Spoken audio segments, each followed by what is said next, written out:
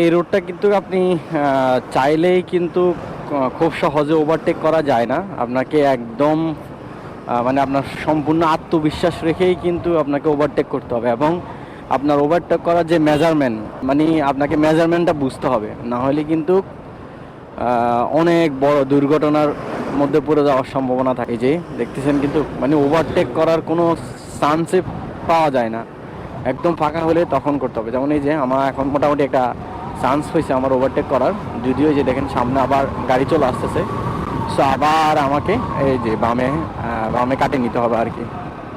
So এইভাবে overtake. আর আরেকটা হচ্ছে কি, আপনি একটু ডান পাশ করে দাঁড়াবেন, সেই সাথে আপনার লুকিং গ্লাসটা কিন্তু মানে পিছনের দিকে তাকাবে, এবং সামনের গাড়ির যে আসতেছে ওটার মেজারমেন্ট করবেন, ঠিক আছে? এই দুইটার যদি কম্বিনেশন যদি আপনি করতে পারেন, তাহলে কিন্তু আপনি খুব সহজেই এই রোডটাতে ওভারটেক করতে পারবেন। সো এখান দিয়ে আবার আরেকটা রোড গেছে, এই দিক দিয়েও কিন্তু যাওয়া যায়। এই দিক দিয়ে আবার হালিশহর বিচ, পুলিশের চেকপোস্ট, যেহেতু বন্দরের খুবই গুরুত্বপূর্ণ একটা রোড এটা, সো একটু বাড়তি নিরাপত্তা তো থাকবেই।